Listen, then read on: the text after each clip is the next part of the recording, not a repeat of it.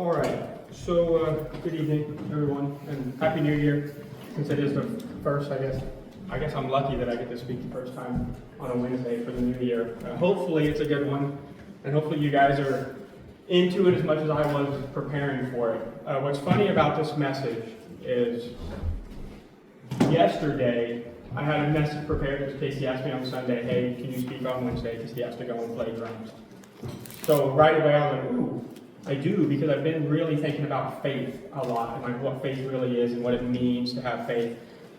And so I prepared this whole message, and then yesterday around noon, my wife messaged me and said, hey, you should talk on the subject of, did Jesus really exist?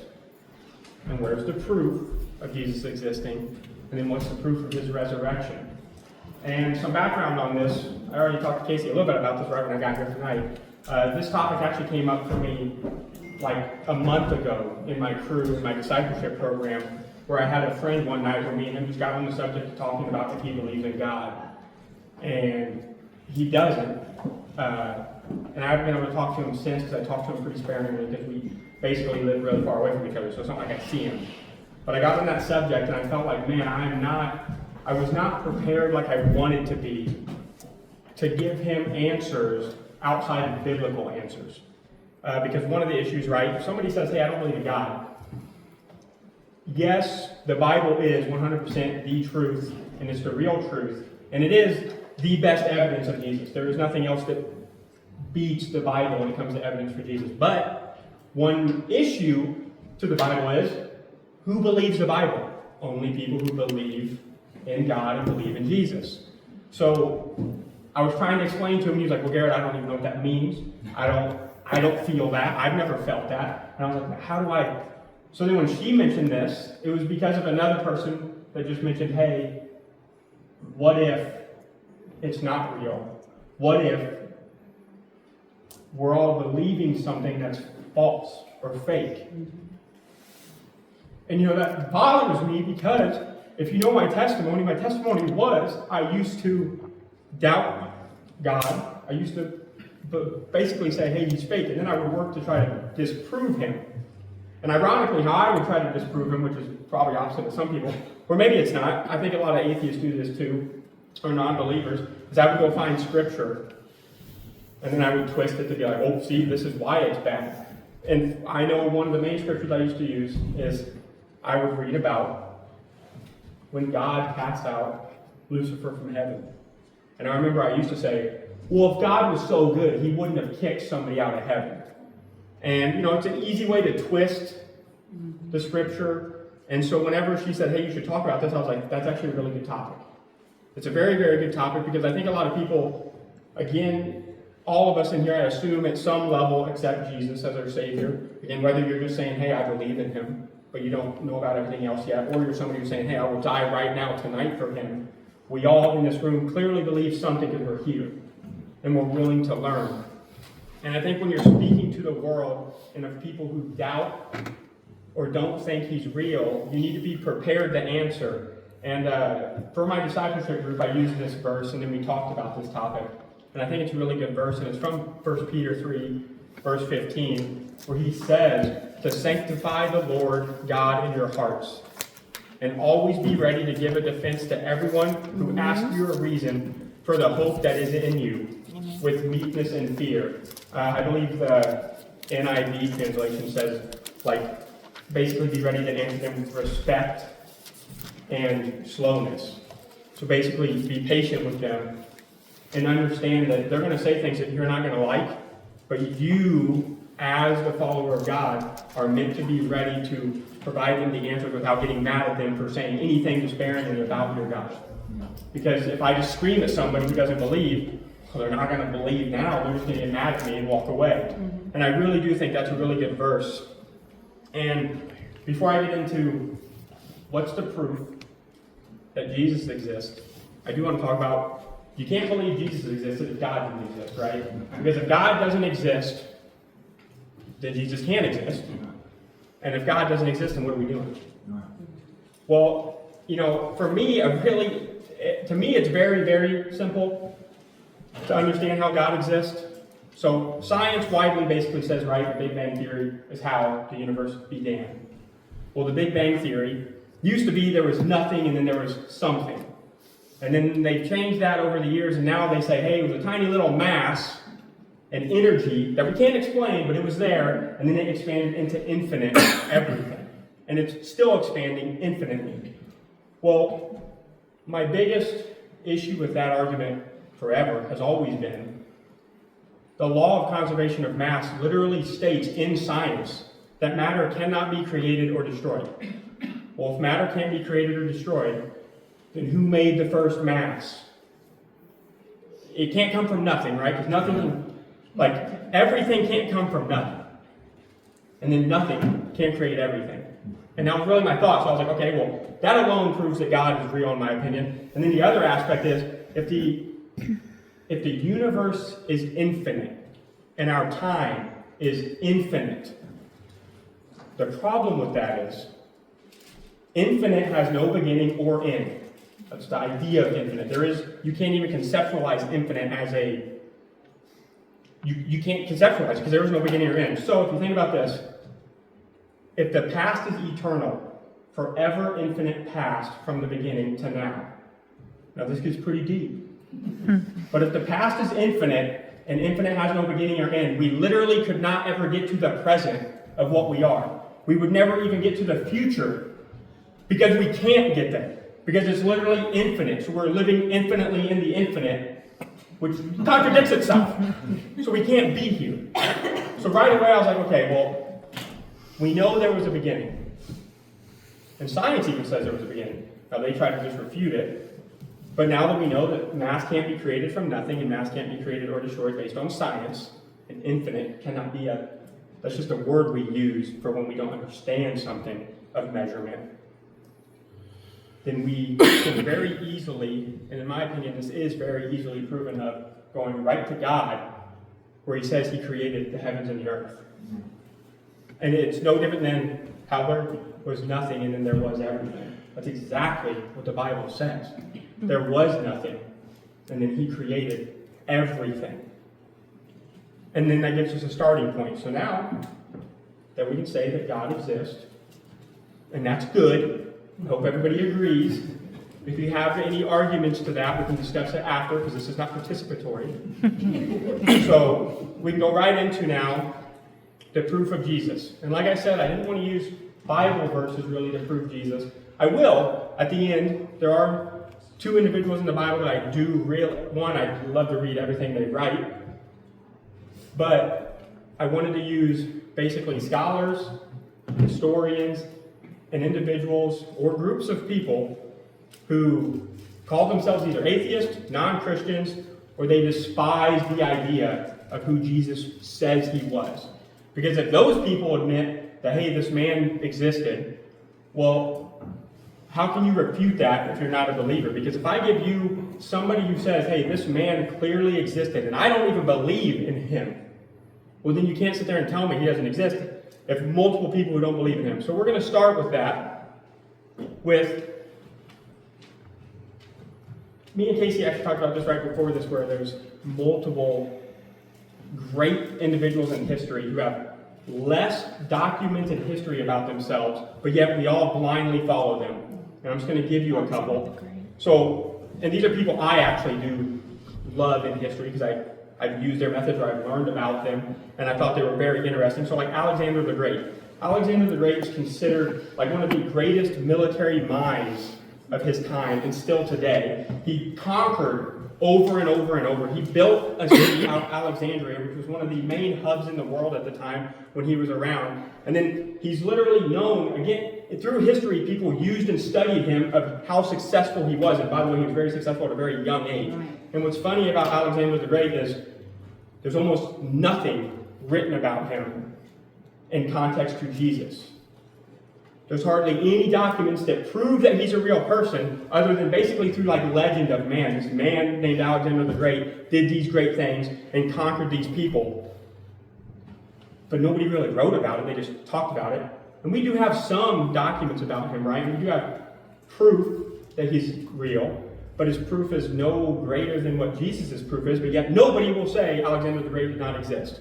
The next one is Socrates. Socrates is funny because if you go to college, people will tell you, hey, use the Socratic method. Well, the Socratic method is just a way of critically thinking. We literally developed a way of thinking based off a man who has the only documents that even discuss this man are his students. So his students wrote about him, and then everybody said, that man's great, we're going to use a way of thinking about him. And what's really funny is, who wrote about Jesus? His students. And yet everybody says, I don't believe Jesus. I don't believe he was real, because those people lied. They would lie about Jesus. But hey, that's Socrates. He was a wise, great thinker. So we need to really develop how we go through life thinking about things because of him. And I thought that was pretty funny. And again, I used his method. And probably when I looked up stuff for this, I was probably using critical thinking to be like, oh, that seems logical. And this seems like it can be proven. And then the other one, and I included him, I'm only going over 3, there is a lot. If you want to do research, you can go infinite on time on looking up people who are documented less than Jesus that we respect and honor and talk about and teach high school students, we teach college students. People can get master's degrees learning about some of these people that are documented less than Jesus. But the next one I wanted to include was Tiberius Caesar. Now what's relevant about him? He was a leader of Rome, but he was a leader of Rome when Jesus was alive. What's funny is one of the main documents where we know that he existed and ruled is the Bible. It's because Jesus was alive, because he put out a decree to start killing people. So it's pretty funny that, again, we don't want to believe Jesus, but we believe in that man because he was a ruler of Rome. And in the history books, they say he was a ruler at this point, so we're just going to believe it. We don't really know anything about him, but we're going to believe it. And so I just wanted to include that because don't get it twisted up. The only document is the Bible, or people who knew Jesus and then they wrote maybe other texts and then people collected it. And I'm going to go into it now. For example, here's some documents from individuals, mostly scholars, who say Jesus was real. And again, first one I'm going to go with is Josephus. In case you just mentioned his name over there. Josephus was a non-Christian. He didn't believe in Jesus. He didn't believe in Jesus of who he said he was. Like he basically he spent his life trying to prove him wrong and not real. And he was also a Jewish historian. Now what's relevant about that is we know the Jews did not like Jesus. The Pharisees, meaning if you are a historian for a group of people that sentenced Jesus to death, I would say you would do anything in your power to ensure you don't say this man existed or give him any credit of any kind. But what does Josephus say in the Antiquities of the Jews? Now this is roughly 60 years after Jesus' death. And this is exactly what he says, and this is his proof, one portion of the Antiquities of the Jews where it talks about the proof of Jesus. He says this, "Now there was about this time Jesus, a wise man, if it be lawful to call him a man." Which I think that's pretty interesting that even he says, why should I even call him a man? Now we could say, well, he's saying that because, he doesn't, again, he's trying to protect himself from his own people who might come after him for this. Or you could say, he's identifying right there, hey, maybe this guy wasn't who we tried to make him out to be. And he says, so if it be lawful to call him a man, if he was a doer of wonderful works, a teacher of such men whom receive the truth with pleasure. So right there, he says that he did wonderful works, and then he even says that the men around him were given the truth with pleasure. So again, he's basically crediting Jesus for something. And then he says, a teacher of such men who received the truth with pleasure, he drew over to him both many of the Jews and many of the Gentiles. He was the Christ. And then if you actually read the original text, it says he was the Lord. So when you think about that, he himself called Jesus the Lord. This man who is not a Christian, and he's a Jewish historian, is now saying, hey, Jesus was the Lord. Which, by the way, that would be basically blasphemy. Because that's what one of the reasons they wanted to kill Jesus, because he said, I am. He said he was God. And now this man is saying it. And then he mentions his death. And when Pilate, at the suggestion of the principal men, which the principal men were the high priest and the Pharisees, so at the suggestion of them, Pilate had condemned him to the cross. So right there, he's admitting that, hey, Jesus was real. He did works. He had men who sought the truth from him. He was the Lord, and he was crucified. Well, that's pretty definitive truth that he clearly knows, hey, Jesus was real. And then here's the proof for the resurrection through this same individual in the same writing of Antiquities of the Jew. Josephus says, those that loved him at the first did not forsake him, for he appeared to them alive again the third day. So he confirms what Jesus said, which is, I'm going to come back 3 days later. As the divine prophets had foretold these and 10,000 other wonderful things concerning him. And the tribe of Christians, so named from him, are not extinct to this day. Now that last part's very, very important. Because if you read more of this Antiquities of the Jew, Josephus mentions that other individuals who called themselves the Messiah at the time, whenever they were killed, or whenever they would just basically die out because they wouldn't be popular enough, all of their followers would basically scatter, and what they were teaching or believed in basically just eroded to nothing. It's like as if they didn't exist. And he's pointing out here that, hey, when this man Jesus died, his followers didn't go away. They grew in number. And that's very important that he's drawing that distinction, because he's literally saying, hey, this man who said who he was, I'm going to say that he was this man because his followers were doing this, and then they grew after his death. And then you have Titus. Titus was a non-Christian, and also he was a Roman historian. Even more likely to not want to say anything about Jesus, because the Romans, basically treated their emperors as gods. And Titus, in the Annals of Tacitus, which is Titus, and this was roughly 80 years after Jesus' death, this is what he says. Christus, the founder of the name, and right before this he says the Christians, and then he says Christus, the founder of this name, which is Christ, so Jesus, the founder of the name, had undergone the death penalty in the reign of Tiberius. Again, Tiberius, we go right back to, there's really no writing about him, and this Roman historian is saying, hey, Tiberius is real. But now he's also confirming Jesus is real. By sins of the procurator Pontius Pilate. So now we know Pilate was real as well. So now we know two people who were in power during Jesus' life and his death, and who helped put him to death, were real. And he's confirming Jesus is real as well. And the pernicious superstition. Now the pernicious superstition, that's basically Jesus' works. He's basically saying, hey, Tiberius and Pilate, they put Christus to death for his works we can't explain, is what he's saying. We don't know what they are, but they're superstition, because we can't call them what they are. We can't admit what he said, which is, hey, these are my miracles from God. No, we can't say that, so we're just going to call them something else. So they call them a superstition, was checked for a moment. And right there he says it too. The superstition of Jesus and his works were checked for a moment, because he died. And what was that moment? Basically 3 days. And then it continued. And when it continued, only to break out once more, not merely in Judea, but in the capital itself. Which basically what he's saying is, the following of Jesus, when he died, didn't just return where he died from. Which, if you think about it, if he wasn't an influential individual, and he wasn't God himself, you wouldn't imagine that Christianity would then spread into Rome itself.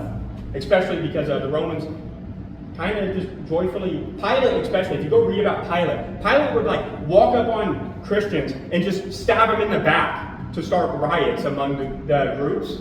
So he would tell his men, hey, go out there and just kill somebody. Because, hey, they're a Christian, we can just kill them. Because he knew, one, the Romans don't support him, and none of the Jewish leaders supported him. And if you weren't a Christian, well, you're not going to support him either.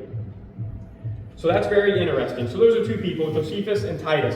And then you get into, to me, probably one of the best evidences of Jesus existing. And he is who he says he is.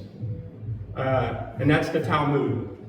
Now the Talmud is basically a Jewish oral law of the Mishnah, which the Mishnah is written law of what they're supposed to do. And then the Talmud is basically a bunch of rabbis get together and they do what we're doing, except that they have the power to basically interpret everything that occurred. and then they could write it down, and then what they said basically was the law. And in the Talmud, in the Sanhedrin 43a, and again, these are Jewish rabbis, which we know how they felt about Jesus. They mention here, on the eve of the Passover, Jesus was hanged. For 40 days before the execution, a herald went forth and cried, "He is going forth to be stoned because he has practiced sorcery and enticed Israel to apostasy." Now, we do know Jesus was stoned twice before, right? Before he was actually basically sent to the cross. And right there, they're admitting, the rabbis are saying, hey, he committed sorcery. And he was using sorcery to entice people to follow him. So they are openly admitting, hey, he was doing something that we either A, don't want to admit, or we can't explain.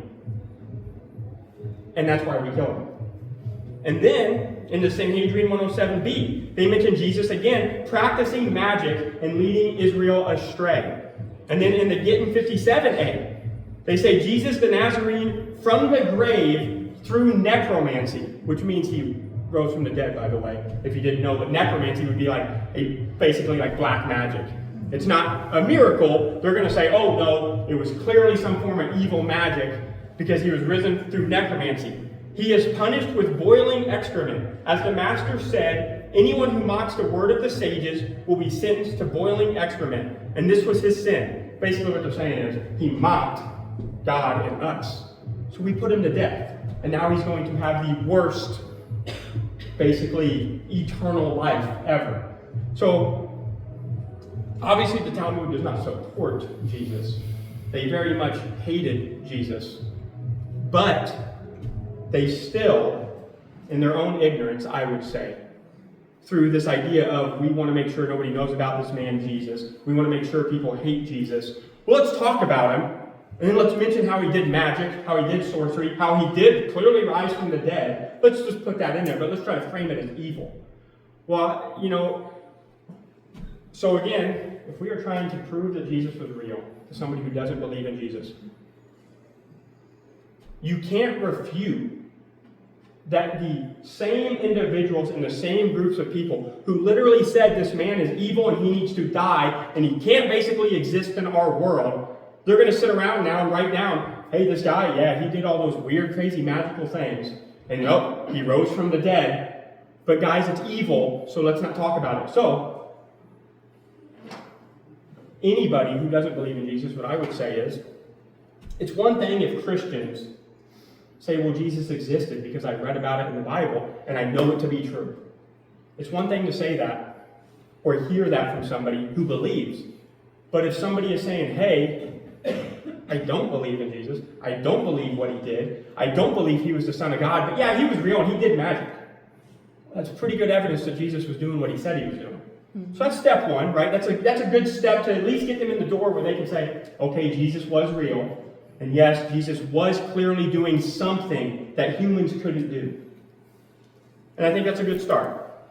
And then now, we can go into a few other, now these are more modern historians, and some more modern, like, basically scholars. These are like professors at colleges, Duke, Oxford, North Carolina University. And they wrote some books. So for example, Bart Ehrman, who's a doctor, he wrote, Did Jesus Exist?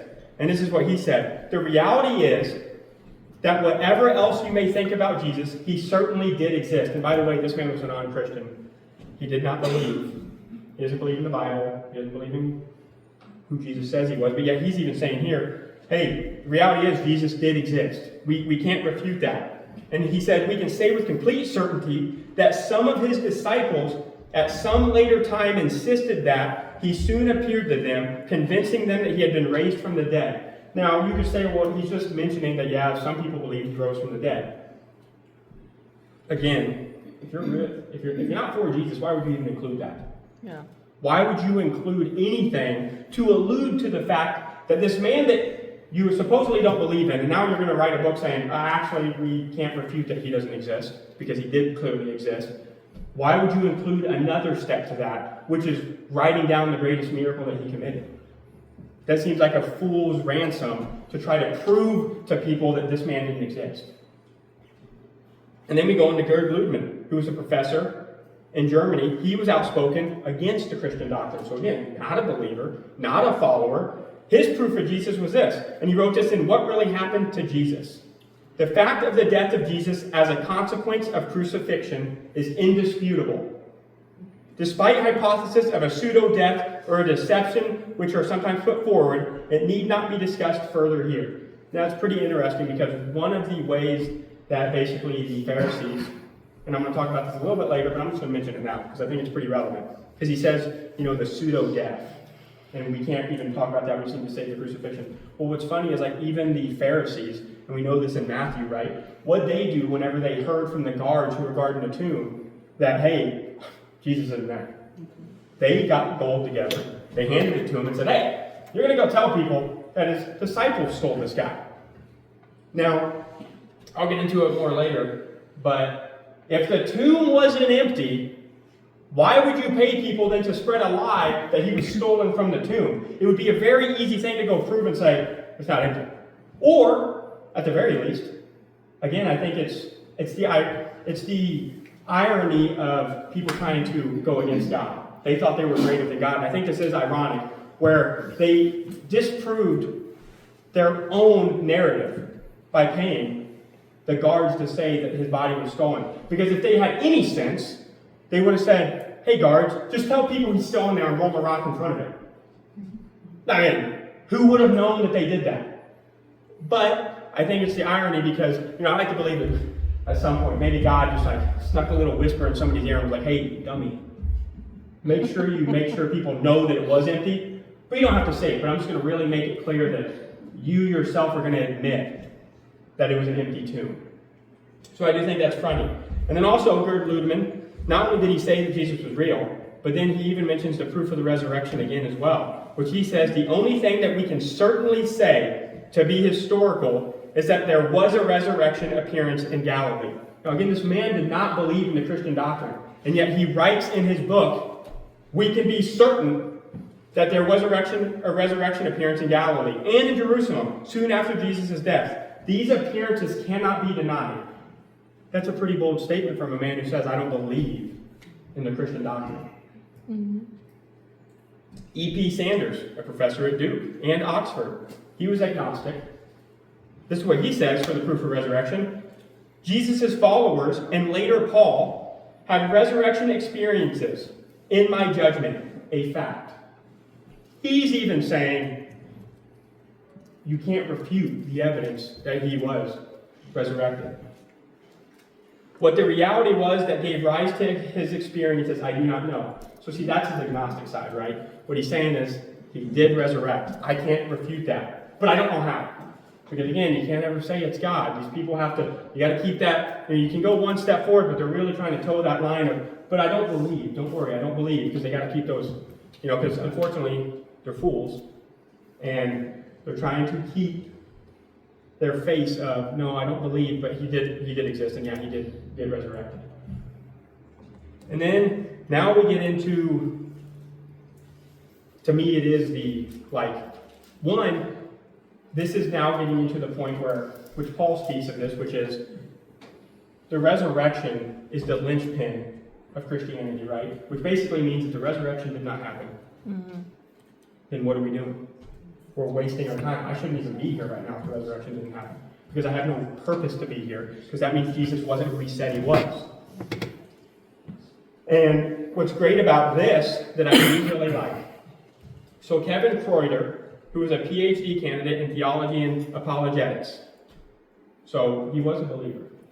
However, he wrote a really good paper on the proof of proving why the tomb was empty and that it was a resurrection and it wasn't any of these weird things that occurred or any other hoax that was tried to make up. And he wrote it in the Veracity of the empty tomb. And here's some of the major points, for example. So right away he points out Paul and what Paul says in 1 Corinthians 15, and this is through verse 3 and 7, basically, where Paul speaks on, hey, Jesus did resurrect, and then he went and met with the disciples, he met with 500, and then he met with his brother, and then he met with me.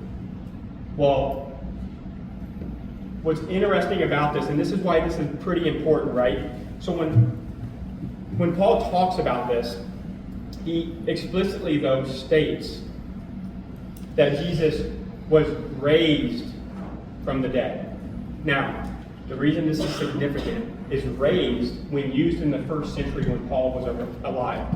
Raised, specifically, that word, raised, was used only for living bodies. Meaning, it's a physical body that actually raised up and then left the tomb, is what he's saying. And there were actually other words and terms used for like spiritual risen, or it was basically any other term for somebody like raising from the dead that was not physical. They wouldn't use the term raised. So that's significant. And that's where he points out. He points out that Paul specifically used that term. And it's significant because some people will say, because this is something a lot of individuals will say about Jesus, which is, well, all of that stuff was written 300 years after he died. And then they made the Bible, so it's clearly it was written by man, so they just embellished all this stuff. Well, it's pretty well known now that Paul, when he spoke on this, of Jesus being raised, in this verse, this section of verses specifically, 3 through 7, these verses were basically spoke within like months of Jesus' death.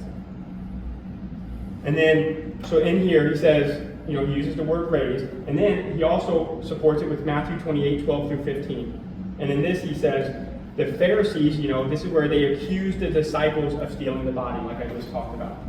And the reason that's refuted is, why again would they try to prove that Jesus did not rise from the dead by then creating a lie that, hey, his body was stolen?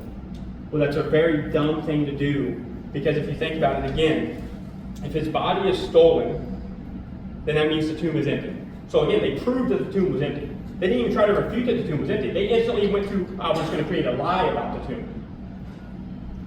And it's one of those things where it even carries over, because he even talks about this with Peter in Acts 2, verses 23 through 24, where he speaks of Jesus doing miracles in God's name, being crucified, and then again raised by God, for death could not hold him. And I think it's pretty important because, again, his main point is Paul uses specific terminology in that time period, specifically stating somebody physically getting up and leaving the tomb. And then he points out how the Pharisees then paid off individuals to lie about the tomb, of why it's empty. Not that it's not empty, to lie why it's empty. And that's pretty significant. And then he also points out again for Peter, because again, Peter goes on and speaks further about this, where he says, hey, he was raised from the dead. And he used, again, explicit language to point out that it was a physical resurrection, not a spiritual resurrection. And reading through all of that, because that's a lot of info. It's a lot of info, a lot of scholars, and a lot of books. And I do urge all of you to go out and learn about this, because I think it's extremely important. And it's extremely important, one, it builds your faith. Because again, one of the messages I was going to do tonight was faith. Well, learning about how much individuals who also say their whole life, they devoted their lives to trying to disprove Jesus. Learning about them saying, hey, my God lived, my God was real, that grows my faith, because it makes me realize, hey, if this man who wants to say Jesus is nobody that he said he was, can then say, yes, this man was real, that means God's working. Because God's working in somebody, right? He's working in these individuals. Because you don't have that thought. You don't have that judgment to potentially put your name on the line for everything you stand for. Or potentially put your name and life on the line if you're, again, working for the Romans, working for the Jews at the time. You are putting your life and name on the line. Potentially your family on the line if you say, yeah, Jesus did miracles. And yeah, there's some proof that he did rise from the dead. And yeah, there's proof that this man might have been who he was, but I'm not going to say he was. Well, that's a very risky business. But it really makes me feel like, man, these people started to understand it.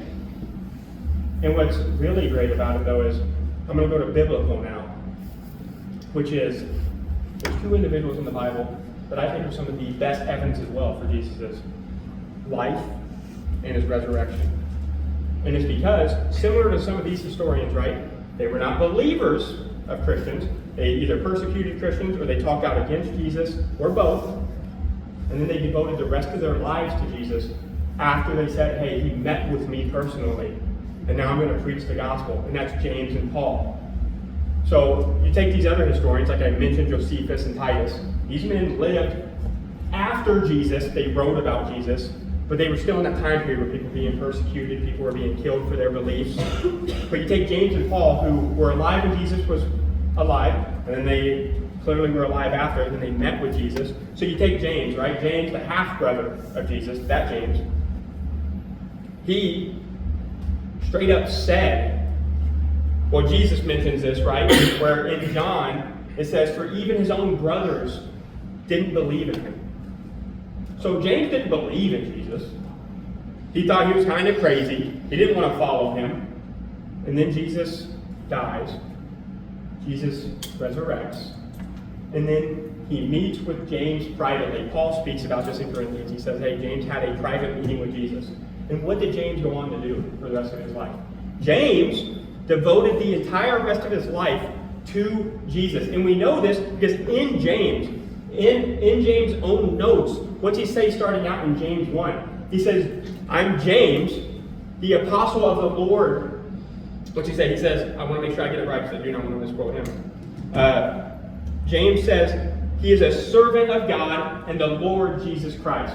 Meaning, so he goes from a man who's like, hey, I don't believe in you, brother. I don't follow Jesus, to he had a moment. And just so you know, to have a moment that changes your entire life, from where you go from, hey, I'm supported by the Jews, the Romans don't hate me because I'm discarding my own brother that they hate, to instantly do a 180 and say, hey, you know what?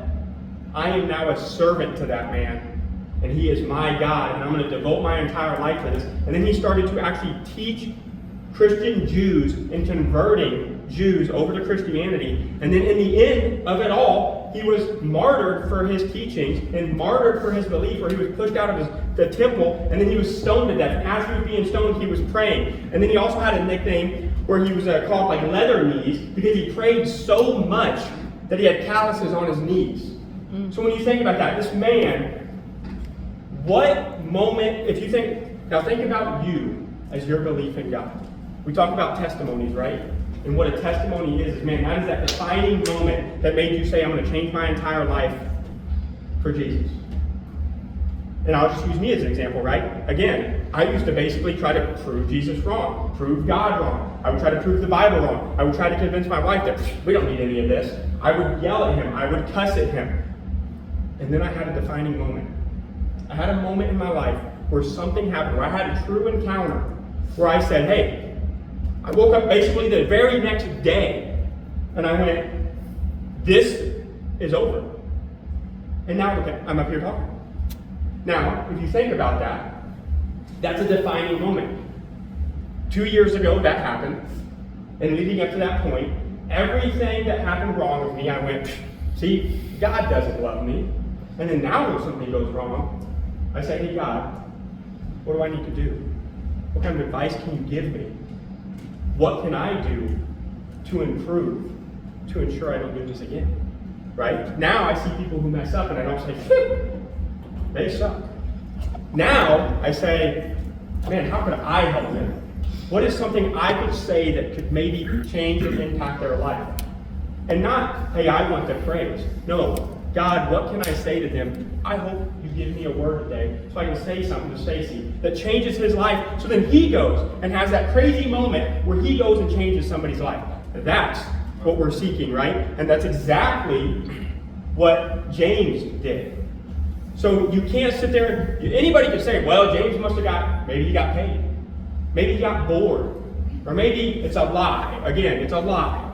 Well, if that was the case, then why is it that other individuals in the Bible as well also say, hey, James didn't believe, now he's a believer. Paul literally went and met with James, and then they basically had a discussion saying, hey, you met with Jesus? I met with the guy, I'm pretty sure it was Jesus. And then they went, yep, it was Jesus.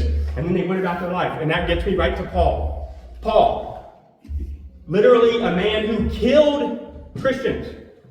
And when he had his encounter with Jesus, he was on his way. He was on the road to Damascus, to go and what? He was literally going after the disciples because he was like, I'm going to go hunt them. And then he has an encounter with Jesus that says, hey, you're going to follow me. Now, that's not really how it went. I mean, I'm going to shorten it because I'm running out of time. Basically, he got blind for 3 days, which I think is, again, irony because Jesus rose from the dead 3 days later, but he blinded Saul for 3 days, and then he sent a Christian over to him to say, hey, you are going to now preach the word of God, and you are going to follow Jesus for the rest of your life. And then Paul says, okay, I believe. And then he teaches, he goes and builds multiple churches. He literally, if you think about it, the church of Corinth, for example, you can literally go overseas right now and go to the location the church of Corinth is, which Paul helped set up, and he preached at. And his documents were found there in the basement. And yet, what made this man do this with his life? Again, Paul had a great life. He was basically paid for by the Romans. The Jews loved him, and all he had to do was run around and kill Christians. Why would that man change his entire life and decide to choose a path that he knew would lead to death? He's already seen it lead to death. And yet, he says, nope, I'm going to go that way. I'm going to do this now. And not to mention, when he was on the road to Damascus and Jesus appeared as a bright light and blinded him, his own followers didn't know what to say. They were in such awe. So when you think about that, these are two men in the Bible who did not follow Jesus, and then they completely changed their life after a moment in time because they saw him one time. They met with him the one time that they needed. Think about it. Jesus could have probably ignored them for the rest of their life. He could have appeared that one moment and said, hey, I said I was coming back, and now I'm here. And they would have lived out their whole lives saying, hey, Jesus is my Lord. He is my God. All of you need to see the goodness that I've seen. And that is huge that those two individuals are in the Bible. Because not only does it, one, you read both of them. If you read their letters, they're fantastic letters. They're beautiful letters. They are inspiration to, man, I want to go preach the word. And if you read Paul and you don't want to go preach the word, you might not be reading the same Paul I'm reading. And if you read James and you're like, wow, this guy was wise, and man, I gained some wisdom from this, and I want to keep preaching the word, again, I think you're reading the wrong James. Maybe you didn't read the same one I did, or you got a different Bible than me, but I read both of them, and instantly I was like, man, I want to have that drive for Jesus. Because when I think I have a drive for Jesus, these men completely change their life. That would be like me tomorrow going to work and saying, I'm done, I'm never showing up anymore. And then, not just like coming here and preaching. No. I'm just going to go preach and start building churches all over with no intention of knowing what's going to happen in my life from that point. But I say, hey, God is my path, and that's all I'm doing. That's literally what Paul did. And that's insane when you think about it. But it's insane in the only way that as a Christian, you want to be called insane. I mean, we make the jokes and we want to be called Jesus freaks. Like, we want to be known as that guy who's like, there's that dude coming, and all he does is talk about Jesus. And the beauty of that, though, I will tell you, when you become the person, I've become that person in my workplace. And one great thing about being that person in the workplace, I've noticed nobody gets mad at me at work. Now, I don't know if they don't get mad at me only because they either A, are like, this guy's nuts, or B, they're like, how can we get mad at the guy who's not getting mad at us?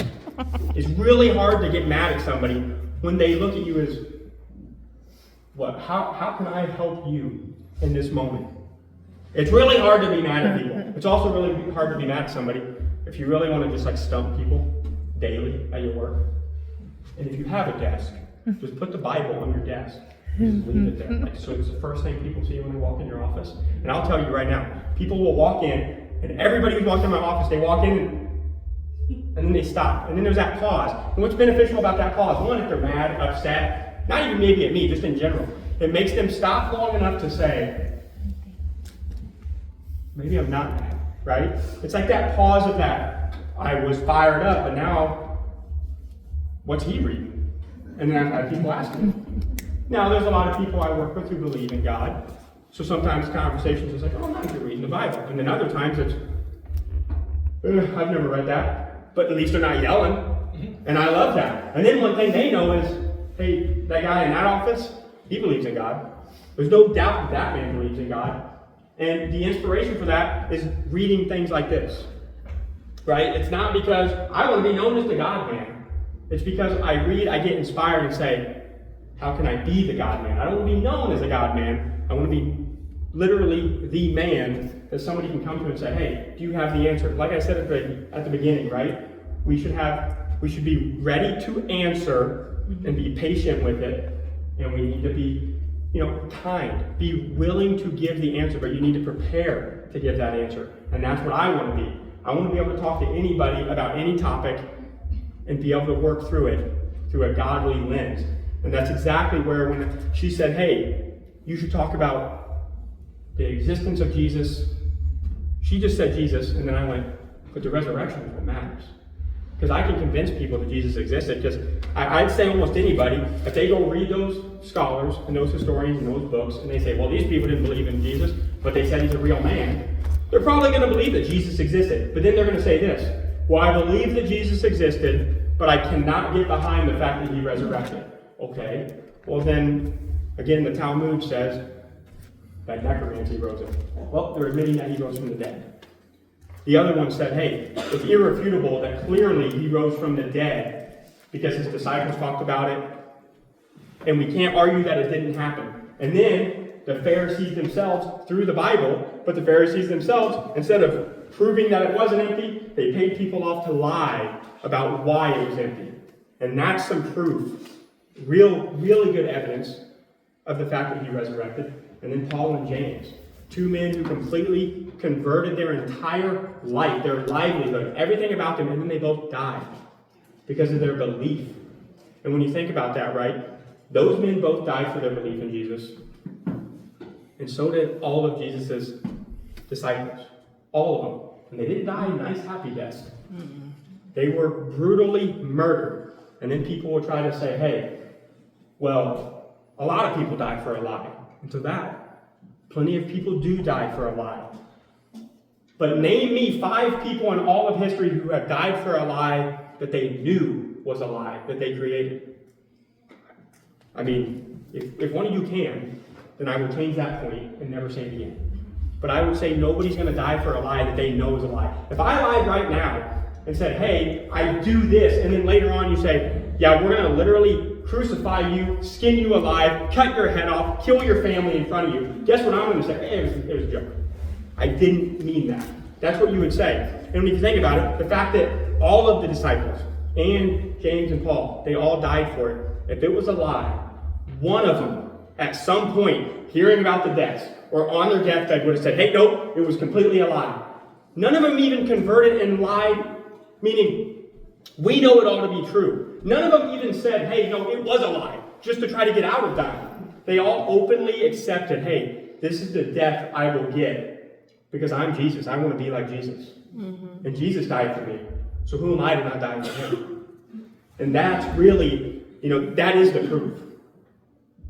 You don't die for that unless it's 100% true and you've met him and you know him. And hopefully that helps all of you in some aspect with hopefully some discussion with people. Because I'm sure all of us know people who either don't believe or who are on the fence.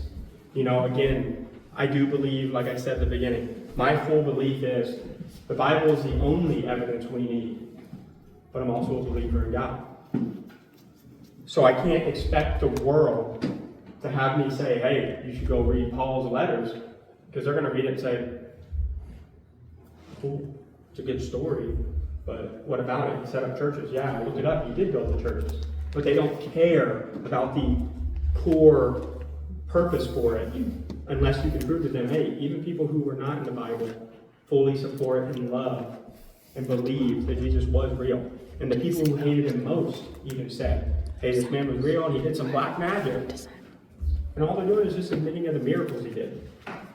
So with that, if anybody has any questions, I can't answer them because I don't have them in my notes. So, but if you guys have questions, you might as well ask, and then somebody else can go look it up for you and give you the answer. But hopefully you guys enjoyed. Go home and study. And thank you.